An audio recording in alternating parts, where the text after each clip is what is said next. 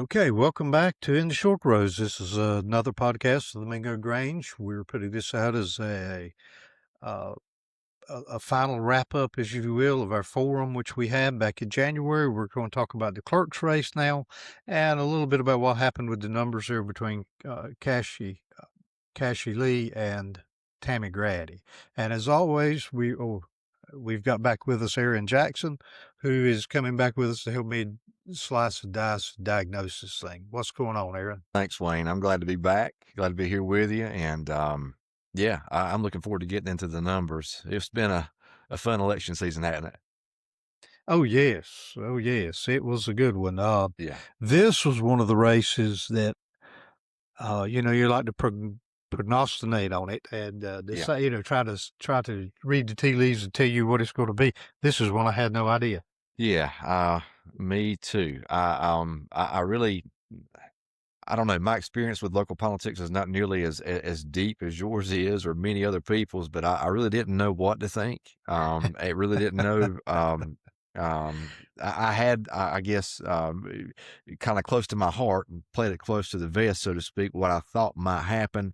And none of them came true. So I'm not going to be the next forecaster. Well, with Cassie, I didn't know what was going to occur because she was a first time candidate and an unknown. And I did not know her personally. Come to find out much deep into the election season, found out I knew her mother. That's why I say, Aaron, it is important to have a genealogist on your campaign so you can tell me who you are. Tammy, I did have an idea who she was. I knew something about her. Uh, I knew she had run previously against Chris Pham, and so coming out, I didn't know. I kind of thought Tammy had an edge with that, but then again, Cassie Lee wallpapered the Northern Territories with flyers and posters, and boy, it was on. Yeah, and she, Cassie is, I knew Cassie from high school and growing up in the same community, very good friends with a cousin of mine. And, knowing her and understanding about her and her family. And I thought she was a great candidate. And again, it being her first time out, like you said, really didn't know what to expect. But one thing that I did notice was the enthusiasm. Yeah, That she had a lot of enthusiasm behind her. A lot she of did. folks willing to get out and work for her. As you She did. mentioned, the wallpaper campaign, so to speak. You saw a Cassie Phillips Lee sign on about every corner up here in the Northern District, Yeah, which is great, right? You got to get out there and do that kind of thing. And she had folks that were willing to do it for her, and that was indicates that she's got a pretty deep bench. right. But yeah, the turnout, I think. Um, the result, not turnout, the result of the race, I think, is just it was a toss up, right? It was a toss up kind of thing. Yeah, well, with her, it was so close. Let me get back to my notes here. Tammy won with 51.63%. That's close. It's not Sam Page and Phil Berger close, but it's close, though. Yes, yeah, Cassie had 48.37. So Tammy had 3,333 votes to Cassie's 3,122. That's, you can't get much closer than thin, that. I thin, mean, thin. really. Uh, And just to not to jump ahead here, or to I want to back up and say I had never met Miss Tammy Grady. mhm, Meeting her through the forum that we held, seeing her there in the store at the grocery barn, wonderful lady, wonderful mhm, family. mhm. Both of the candidates knowledgeable about what it is that they Yes, that they yes, do, yes. as far as the clerk's office goes. Both had fairly stable platforms that they worked off of, Right, right? And they pretty much stuck to them. I didn't right. notice any wafing, or maybe some readjustment in some areas of Miss Grady's campaign. Um, just an observation. It felt like maybe initially she could have been perceived as being anti-technology, anti um, anti-computer or whatever you want to say. The Right, e-court right. thing did not seem to be that change did not rank high on her list as far as what she thought was an improvement for the office of clerk of court. But there was an adjustment after that, right? There I seemed think to so. be I that think so. campaign kind of, I believe, understood like, hey, we're not really getting anywhere with this anti-technology, and there was an adjustment and an embrace of it, and I think that that might have helped out. Well, if you don't have if you have an election where nobody shifts or changes their opinion just a little bit, you're not having much of an election Yeah, you're right. because you're talking to the people all the time now. And maybe you see, I'm not going to say a flaw in your policy, but maybe you see somewhere where you can refine it. I would rather see a candidate do that than stick by their guns and go down sinking, Yeah, as long as they believe it. Now, I believe that Tammy is not an opponent of technology, but I believe that she's from a generation like I am that's a little more hands on. You know, we want to be on top of it. Cassie is of a generation where we're using things in a cloud now and we're yeah. doing this and that, and instead of going down to the vault to find Exactly. Yeah, I think that yes, it. it was you're exactly right. That is a stark difference Yeah, in the generation yeah, between the two candidates, the generational where they came from and what they're used to I think in so. completing their tasks at work. It's shown through with the e-court issue because I think Cassie Uh-huh. made that an issue. That was a big part of her platform, and Miss Grady kind of came out against that in a way. But Mhm. then later, you could see an embrace Yeah. that I'm not against modernization, but I think it should be done right. And like you said, it was a good tactical change for Well, her. and I think that Tammy realizes too that this stuff's coming. Yeah, This stuff's it's coming. here. There's no way we can stop it. Yeah, And clerk of court, like with the magistrates, I'm sure what they're doing and the reports they're filling out are much different than they were 20 years ago. And this new wave's coming. And yesterday we went to the outlet mall and they're checking you out with an iPad. They're scanning things. There's no cash registers. It's just odd. yeah, I feel, it's not right. And coupons and all this, and you're scanning phone. Oh God, yeah. just give me a piece of paper, man. But what do we do? Right, What do we do? right. I think that in a few years we're going to see a lot of that automated, Yeah. where Oh, we can yeah. access it from home. The Register of Deeds office is already like that because we could go on GIS and see all of her stuff. Hmm. We can go into her system and find deeds and paperwork. It's just a matter of It time. is. It is a matter of time. But again, just that particular notice, what I noticed on that particular issue was a change in the Grady campaign that I think may have helped, may have not. I don't know how many undecided voters there were out there, but it was so close with the 51.2% you said. Yeah. Yeah. If there were undecided folks, they're the ones that made the difference Well, for well, sure. it doesn't take a lot to move the needle Hmm. on that case one way or another, but I believe both of them put up a fine race, and there were some exterior things going on in the background.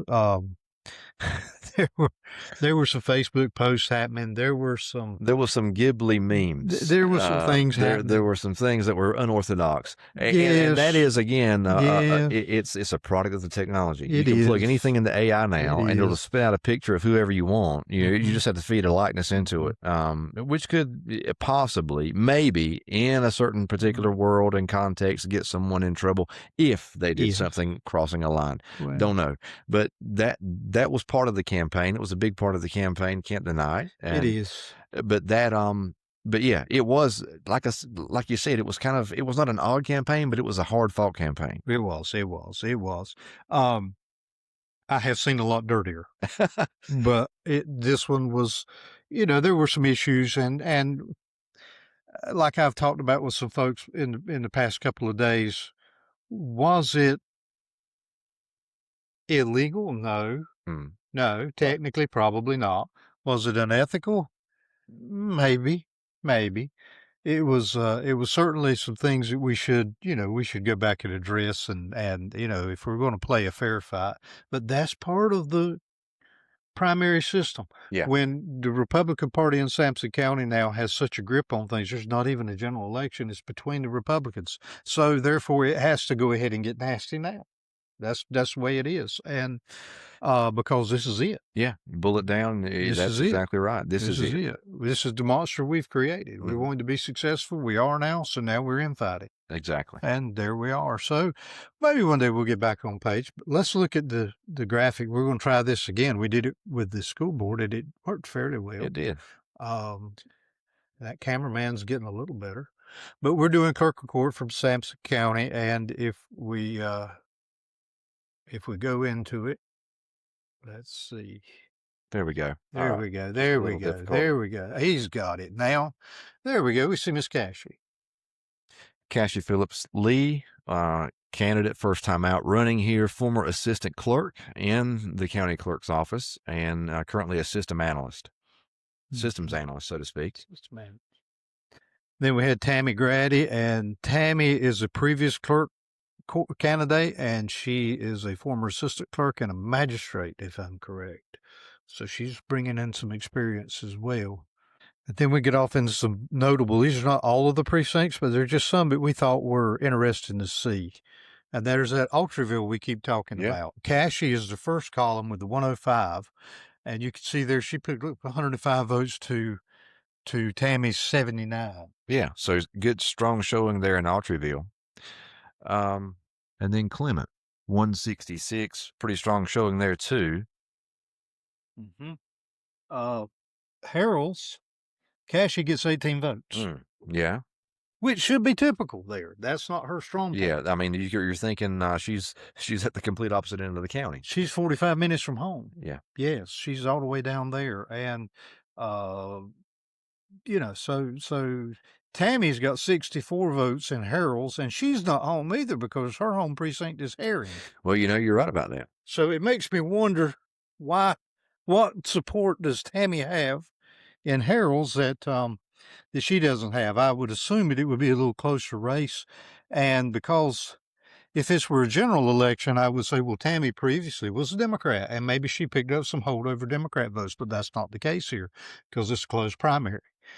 So there's something going on in Harold's. I don't know exactly what, but there's something it looks like it might be, or it could just be a complete fluke. Maybe she has a lot of family down there. It could be. I know. don't recall her saying, but yeah, I mean that disparity or that difference in totals is quite. It does get your attention, but with again, that's neither candidate's stopping ground. Mm-hmm. And if you look at Keener right now, the next line down, 65 to 101, that's a little bit closer result. That makes me, okay, well, that's still not. That's a little closer to Herring and Clinton, so maybe Tammy's got some pull there. Yeah.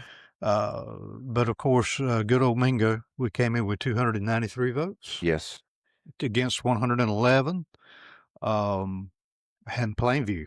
Yeah. 402. Is that 402? 402. Yeah. 402. That's the home spot there for Cassie, and they turned out for her for sure.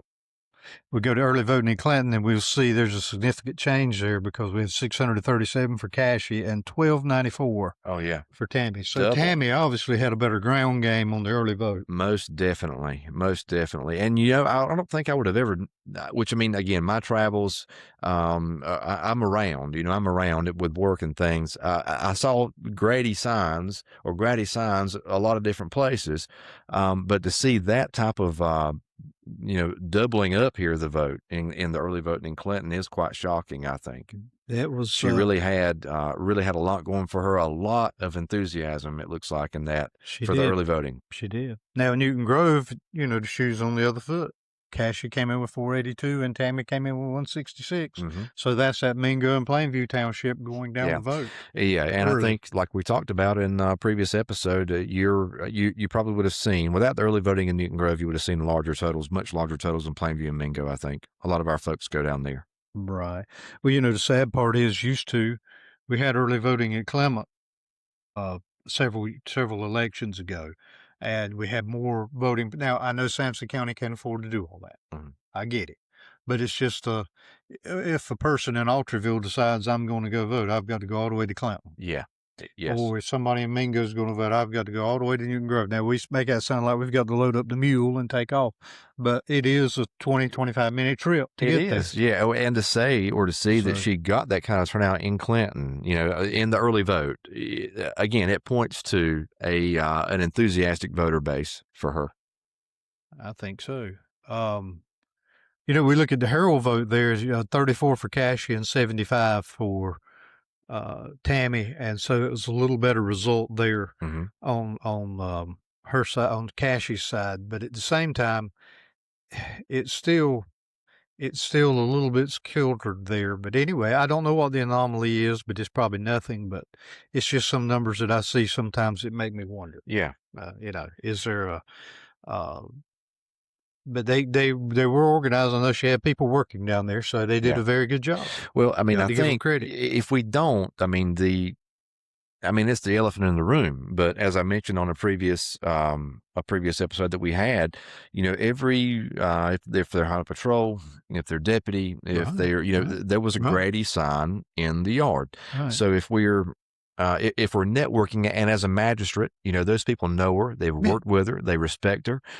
You have a network there, a ready-made network that's countywide, that involves family, right? Their families are right. going to vote.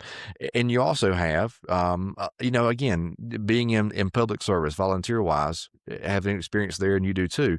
We're all intermingled and meshed together.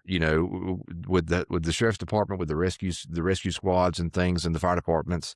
There's an opportunity there to network that might have produced some enthusiasm for Miss Grady that was not there for Cashy.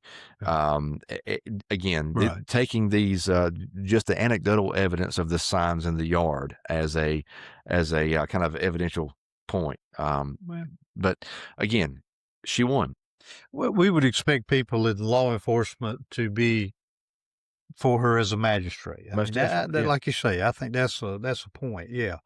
Um, and highway patrolman, same thing. You know what the magistrates are going to do, so you know that you know their job, you know them personally. Mhm. I think that's a big thing. Yeah. Yes, sir. Yes, sir. And having the early voting there at the county seat.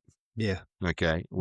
where your local government offices are. Okay, I mean, so again, Miss Grady had an enthusiastic voter base, highly networked, it seemed, and also the ancillary issues happening in social media. Yeah. Um, Willie Jackson, that Sheriff Thornton, that type of campaign, kind of there was a solidified union there. It appeared, and that might have enthused the base more. It could have, and like I said, it'll take a lot to push the needle. Um, People in law enforcement are going to be more in tune to that. And if you've got 150 people on a sheriff's staff who are in tune with Miss Grady, those people are able to get to early vote. It may help push. And if Mhm. those people affect 8 to 10 people in their household, there again, it helps to multiply that numbers. That's strategy. It is. It's strategy. It's a ready-made network, and it's a good ground game, like you mentioned. You're spreading. It's just word of mouth. Well, look, there's strategy in football, Hmm. or there used to be. There's strategy in basketball, or there used to be. Now I see a lot of people shooting 3-pointers that have no business shooting 3-pointers. I see a lot of ball palming. I see a lot of traveling. Yeah. Somebody needs a backpack on Ooh. the trips they're taking. Yeah. But used to you had strategy, and that's an effective strategy, and it worked. Yeah, I mean, It worked. networking is the oldest political game, right? Right, And right. you create these networks, you join networks, you become a part of networks, and these Ex- networks multiply, Exactly especially if they're right. interconnected. And she's definitely, I think, this is not for me to say that this is what has pushed her over the top, but I think that it is a big part of the race. Yes, I think it is. But again, I think Cashy coming that close, That close. with in spite of that, so to speak, or not in Mhm. spite, but up against that type of networking, I think did a great job. Yeah. Well, I do believe that Tammy's running before probably helped her. She had some old alliances there. She had some old contacts, and Cashy being fresh on the scene. Um, She's inexperienced at this. She's never run a political campaign. She did an excellent job to come back close on her first attempt, and I believe that we're going to see more of her, just like we are McCossum. I believe so too. I believe so, and I know that Clerk is what she's got her heart set on. So 4 years from now, we may see a rematch, or it could be that Tammy decides to retire in 4 years. Who knows? Who We knows? don't know anymore what might happen. We thought that a couple of months before the primary that Chris Fan was on board and ready to run, and then all of a sudden he decides not to. Right. It's just that quick, which threw everything that too threw things into a mess, because in December here we've got Cassie and Tammy all of a sudden say, "Well, I'm going to run," Spin up a campaign. and Yeah, so I agree with you there. I agree with you there. I think probably what I can say without reservation at all is I think both candidates grew through the campaign. I mean, like mhm. talking to Cassie at the beginning and then at the end, she was She's fluid. She gone. was like she was She's great. gone. Miss Grady, same thing. I Yeah, don't. I mean, there yeah. was. I'm not saying there was rust, but there was a little bit of disjointedness Mhm, in address for both candidates. But man, at the end, they're smooth. They're talking. They're on social media. They're doing interviews, and there's no mhm. everything else is away. I mean, we're working on winning a race. And that Mhm. was the primary thing I think I noticed about both candidates. Hu Definitely. Yeah, well, I think her career is with the clerk of court, is statewide in a support role. So, Yes, yes. again, these people will Tammy Grady and Cassie Phillips Lee will Mhm. likely end up talking again and working Oh, yeah. and working together in some way. And who benefits? We all do. Yep. So again, great race, great candidates, and so that's what we're all about. We're all about the local politics, talking about the races, looking at the numbers, and we're glad that you joined us here again in the Short Rows. We'll see you next time.